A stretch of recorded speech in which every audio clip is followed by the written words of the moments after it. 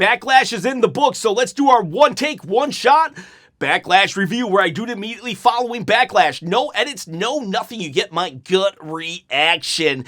And my gut reaction is this was a decent B PLE. Not the greatest, but it did have some really good highs, and it did have some lulls. Not lows, lulls. Lull. Everything made sense, though.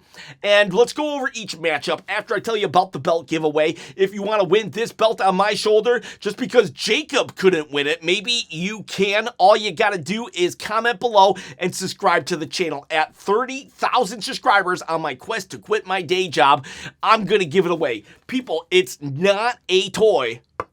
It's a replica, and you can win it. Yes, like 30,000 subscribers. So comment, subscribe, all that good stuff. So we start off with Bron Breakker and Seth freaking Rollins. I like this match. In fact, I had low expectations for this match. Ever since the beginning of the year, before Braun went on, he was out for his surgery, I didn't like how they were booking Bron Breakker. He lost a lot of momentum, and I was not enthused over the direction of his character, and I kind of just lost hope in the guy. But this match right here made me remember why I liked him, and why I like Seth Rollins too. Seth and Braun put up a really, really good match. They had really good chemistry.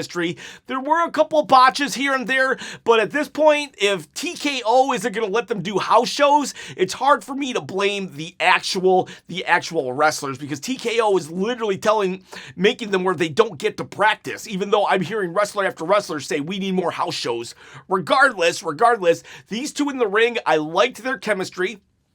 And I like that Bron Breakker actually beat Seth Rollins. Now, was it totally clean? No. The Vision did come out, and I don't know why the Street Profits didn't come out, but they didn't. But the Vision does come out. Well, I get it. The Street Profits don't like Seth Rollins, but as they said in the past, the Street Profits are focused on the tag team titles and not necessarily helping Seth Rollins. So, but regardless, the Vision comes out, Logan Paul, Austin Theory, but they never actually land a punch or a chair shot on Seth, and Seth kind of runs them off. So it wasn't technically, nobody interfered, technically, but it does cause a distraction that does allow Seth Rollins to eat a spear and lose. I'm happy with this because Seth is a little protected, but Bron Breakker, he wasn't like...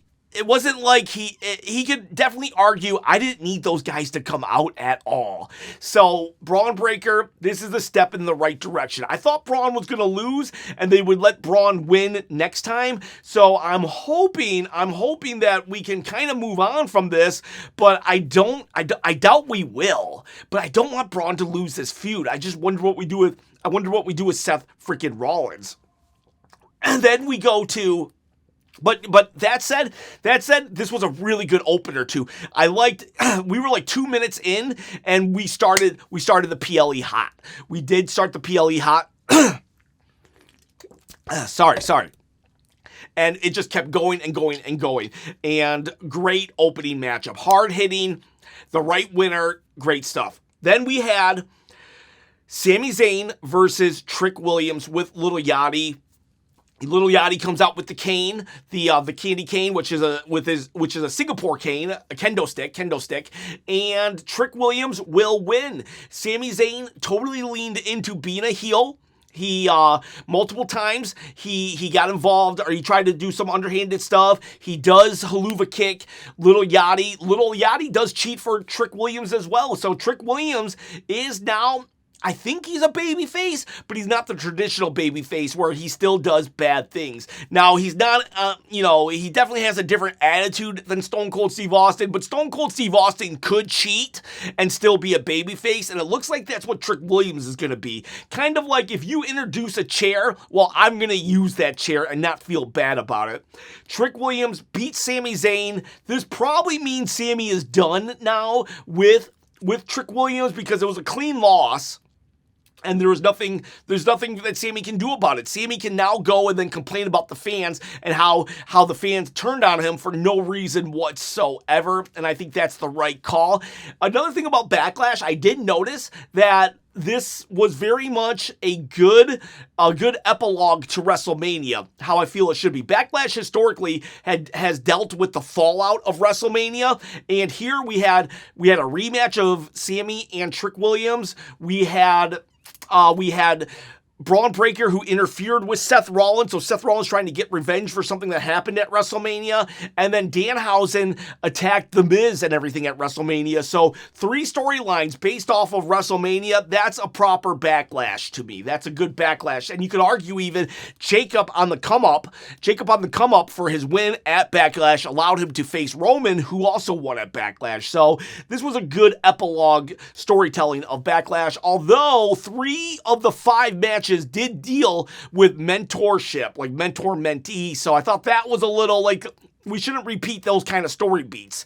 That, like, because you had Danhausen wanting The Miz to be his mentor. You had Io Sky facing her mentor, Io Sky facing her mentor Asuka. And then you had Bron Breakker facing his mentor, Seth freaking Rollins. So, yeah, so good and bad this Backlash on some of the story beats.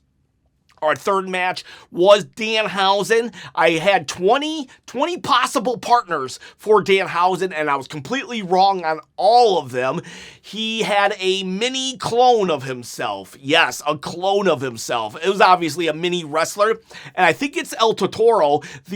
He was like a bull. He was a bull, and he was with the El Matadors, or I'm forgetting their names right this second, but like this was from way back in the day. And if you want to see a really good match with him, he fought Hornswoggle actually in a WLC match. Just Hornswoggle, WLC, you'll see what he fought back in the day. It was a great matchup, actually. It was a great matchup, and this was a decent, entertaining match. Now, I did enjoy it, but I will say this, if I was like, I don't know if I would want to show my wrestling fans that, ever notice how, like, when you're watching wrestling, there's certain times somebody will walk in the room and you're a little embarrassed that they walked in the room and they're watching you watch what you're watching on WWE TV. I wonder if I would be embarrassed by this or if I would say, come and watch this.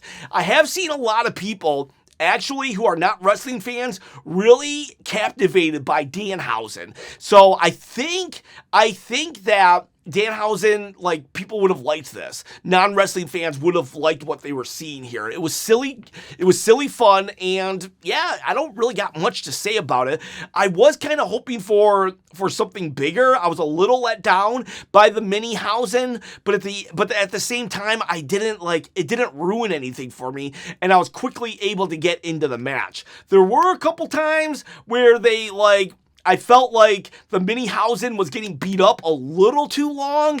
It did get a little uncomfortable at times, but that's okay as well, because you know what? That made the victory all the greater. There was one funny sequence when Kit Wilson chases the mini Hausen back to whence he came, like the cloning machine, the cloning box, and he goes in the box, he closes the box, but then the box starts to activate again. Smoke comes out, and it's all the mini Hausens from WrestleMania. Again, a callback, Backlash being the epilogue to WrestleMania, so a callback to WrestleMania, and then the mini Hausens are kind of there the whole time, and it's just fun. It's just silly. I do think that maybe it's time to end the program, but at the same time, like, I've really enjoyed this program that Miz and Danhausen has had together, and there was also a video package that I highly recommend going and watch. I really like the editing style of the how they told the story of what was going on between the Miz, Kit Wilson, and Danhausen. So funny stuff, good stuff. I could see why people would hate it, though. Comedy comedy is subjective, and goofy wrestling, there's a fine line. There's a fine line from this is silly goodness to this is really cringe. And I think Danhausen definitely walks it. So I'm giving it like good stuff. So these first 3 matches were really great. Really great. Did I talk about the Trick Williams? Trick Williams won, right? I talked about that, right? Trick Williams, he just won, and he was the right winner too. But these 3 matches, great stuff. I really enjoyed it. And then after this, it did kind of start to dip for me. And I think it's because of my own expectations. So we then go to Io Sky and Asuka. I could tell this was a good match, but like the crowd, I wanted Kairi Sane. Kairi Sane, she was a vital part of this storyline, right? And the crowd's chanting, "We want Kairi." I'm hoping for Kairi. She doesn't come. And I felt that was a missed opportunity. I don't know if they gave her the option or not. And if they gave her the option and she said no, more power to her.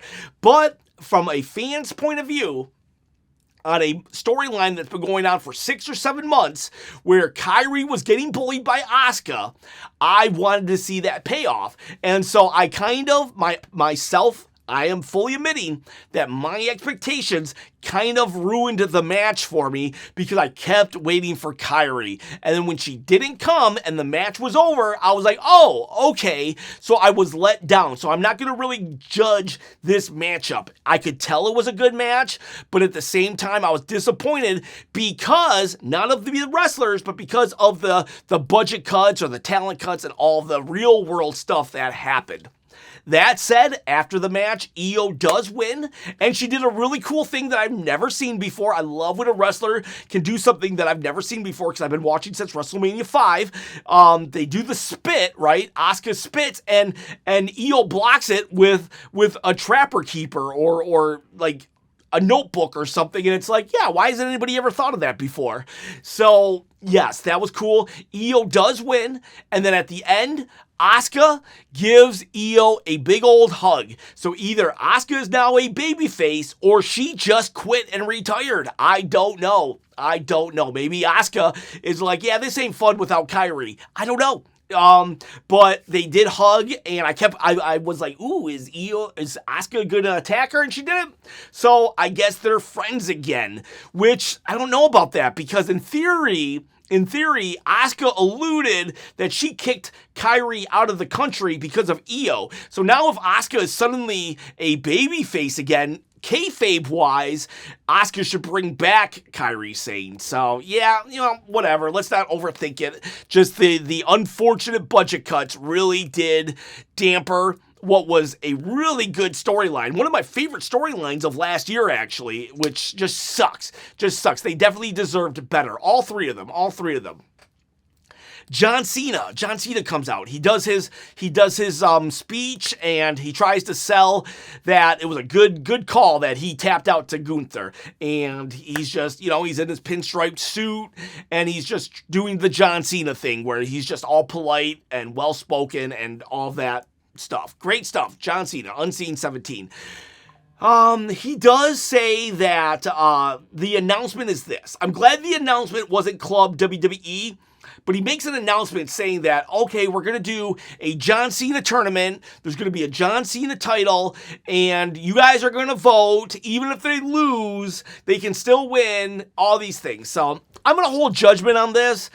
I wasn't thrilled by this announcement. I wouldn't say I was disappointed, but I would say on a scale of 1 to 10 on the Chopo-meter, I'd have probably given John Cena's a 4, but I did see in the chat that some people were super hyped about it. So maybe it's just me, I don't know, but I remember when we used to make fun of AEW for too many title belts, and it seems like there's a lot of title belts in WWE right now. If we're going to make fun of them, we got to there's like 3 fingers pointing back at you, but I'm going to withhold judgment. I'm hoping the John Cena tournament and title and everything is going to be a good thing and doesn't become the Andre the Giant Battle Royal, which is kind of just an afterthought when when we don't have anything for you at WrestleMania, just throw you in the Andre the Giant Battle Royal and attach a legend's name to it. I'm really hoping it doesn't. It's not that.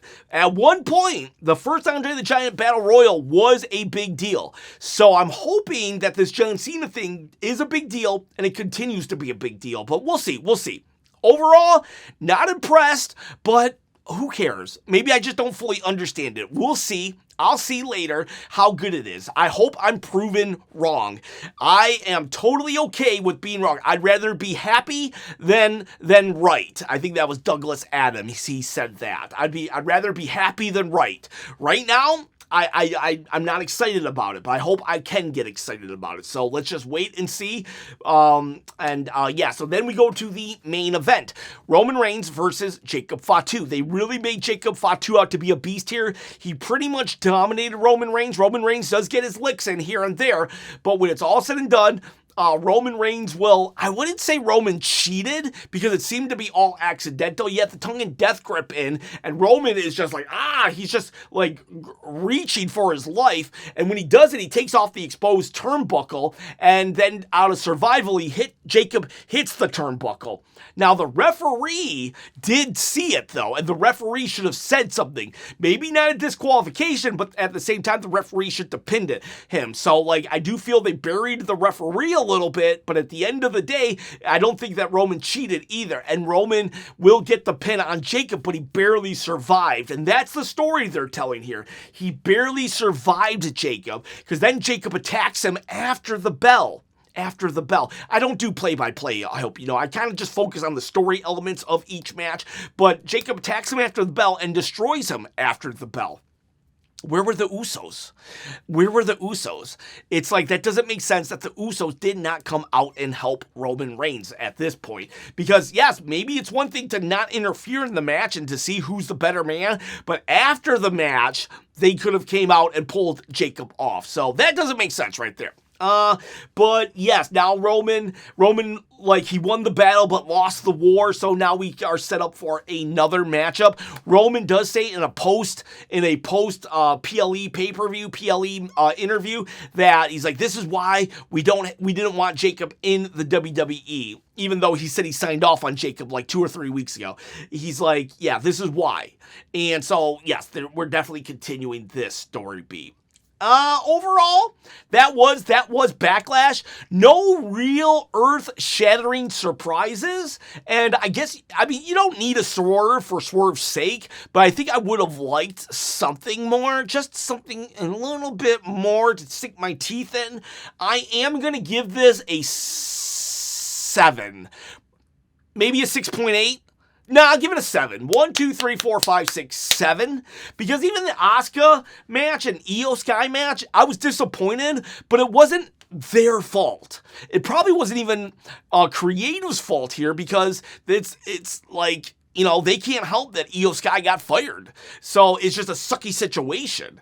And I think that just affected things. But yeah, I will give this the Bron Breakker. Bron Breakker, Seth Rollins was the surprisingly best match for me. And then Sami Zayn and Trick Williams was that was the best storytelling for me. And Dan Hausen match was the most entertaining from just a shut your brain off of real life and just be entertained type of match for me. So yeah, 7. 6.8 to 7 chops on the Chopometer. And I apologized when I left the live stream. I kind of just bounced. That's because my power went out. My internet went out and then my power went out. So there you have it, boys. There you have it, girls. My Backlash review. See ya, bye.